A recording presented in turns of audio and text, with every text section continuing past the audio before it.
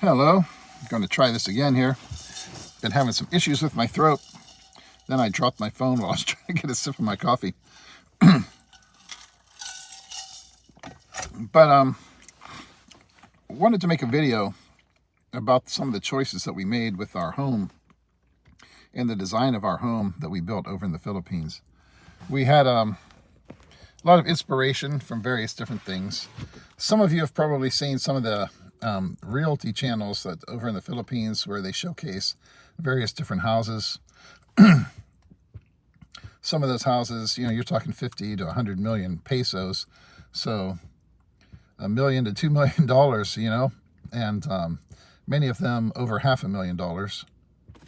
And, some of the more prestigious, metro areas. And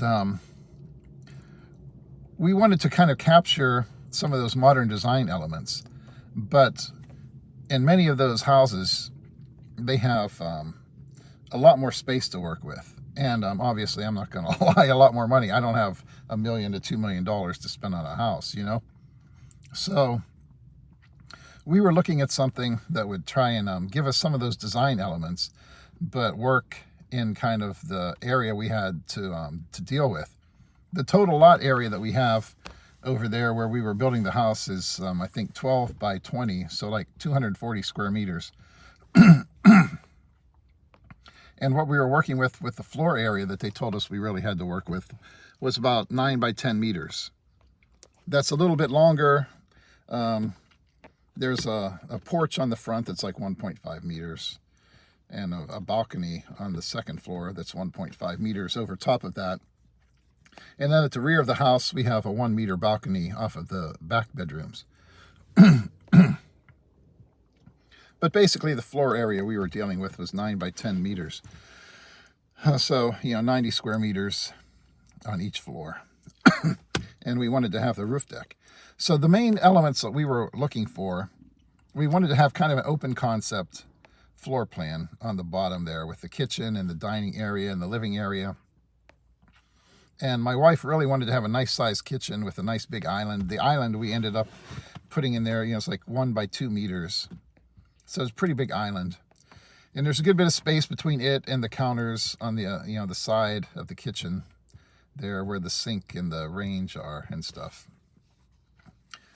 And plenty of room to move around. And, my wife wants to cook. She likes cooking.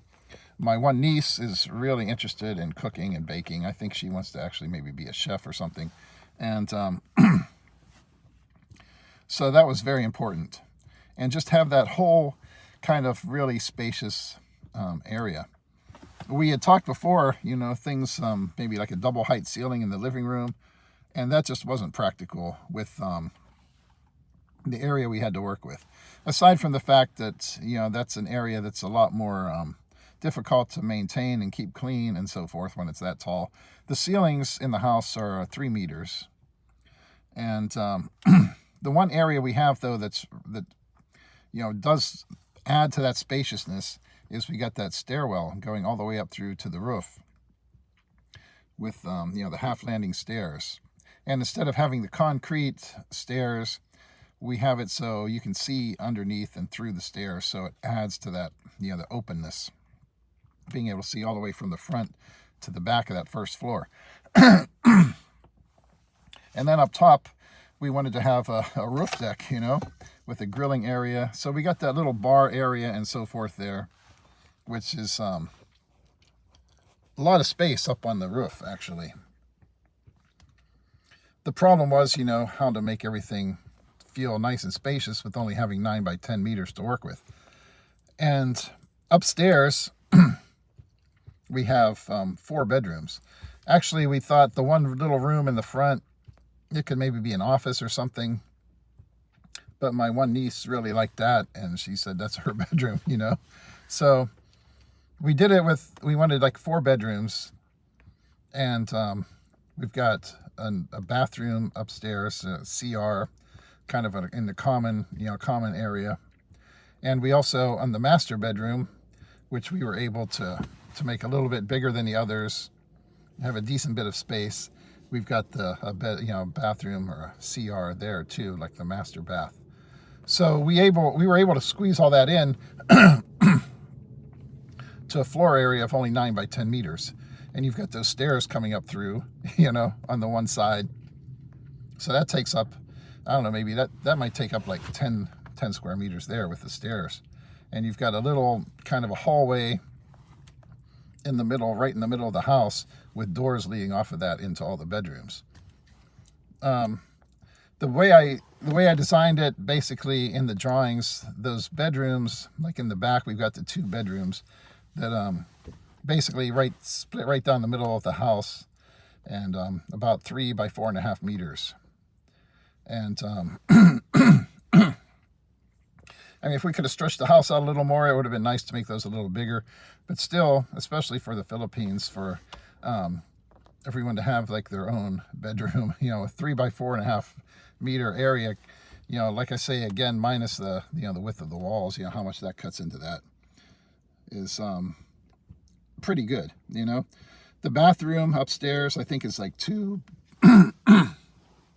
Man, my throat. I don't know, I think my blood pressure medicine makes my throat dry, like 2 by 2.5 meters. And the other little room up front, even though we kind of made it skinny, kind of squeezed it out a little bit to make room for the master bath, it's still, the total area of it is still pretty close to what the others are. And the main area of it is, since it's kind of shaped a little bit differently, is maybe about 2.5 by 4.5 meters, or so it's not that bad, And the master bedroom is something in the neighborhood of like 4.5 by almost 4 meters, with another little area off to the side you're going to use mainly maybe as a closet, So we were able to squeeze all that in to that 9 by 10 area, which I think was the best use we could make of the available space we had. I see some of these other houses, and like there's the one realty channel there. I forget now what the title of that one channel is, but they always show the square meters, what the dimensions are of the rooms when they go into them. And I've watched a lot of those, and you look at the bedrooms, and they're basically, some of them are even smaller than what we have in our house. And yet, if you look at the total square meters of the house, they're like 300 something, 400 square meters, very expensive homes. But you realize that where a lot of that space goes, they've got double height ceilings in the living room. And it's all spread out. You've got, other areas that they count toward the actual square meters. And they've got an extra kitchen. They've got quarters for their, housekeepers and driver or whatever. And even though they've got all this space, when you look at how much of it actually is being used for the actual critical important functions, the bedrooms and the kitchen and the size of the bathrooms and so forth. A lot of the bathrooms in many of those houses, they're like $1 million houses, and they're smaller than what we've got in ours, So that I actually, I feel really, really happy with the way it all came out. Having the stairs, that was, kind of like the main dramatic kind of feature that gives you a visual impact, and certainly lets a lot of light and makes a lot of space. We didn't do the the double height ceiling in the living room, but we were able to have that giant area going up through the stairs. I just saw somebody bringing in Dunkin' Donuts here at the post office. I forgot we had a couple of our CCAs that made regular. Starting today, they're regulars now, so that's kind of like the postal tradition. You bring in donuts when you make regular, make the rest of us all fat. But that was the one thing I'm happy about with the way the house came out. We made the maximum use of the space we had available, and yet we were still able to squeeze in a lot of features. We don't have a lot of wasted space that doesn't perform any kind of actual function. And yet, on the other hand, every single one of our bedrooms opens onto a balcony, has a sliding door, opens onto a balcony. You go up the steps to the top, and we've got that really nice covered bar area where we can grill and everything. A lot of space up there where you can look out around the surrounding neighborhood. And certainly the view's a lot more interesting and pleasant than some of the views of these like really expensive houses in the city, you know. So I think we accomplished what we set out to do.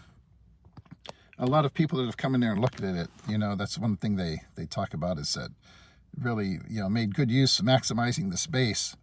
What we were able to squeeze into the area we had to work with, and to accomplish there with the overall design, I think we really got everything we could have hoped for to be working in that area with what we had to deal with, you know. And for the price, we got a good value. And I just wanted to share some of those thoughts. I'm sure a lot of the rest of you too, you know, watch some of those videos, some of those Philippine realty channels like Priscello and some of the others, where they showcase some really nice houses. But you know, I realized when I watched some of those videos that there's a lot of wasted space in many of those houses, you know, that doesn't, you know. And the thing I like about our house is that it's big enough, you know, to give us plenty of space. And we have some interesting features there. Some interesting features that a lot of, you know, much more expensive houses don't really have. And yet at the same time, it's small enough to feel homey, you know. And that's important, because it's a house, you know, it's a place where we live. It's going to be the center of our family life. It's not a museum, you know.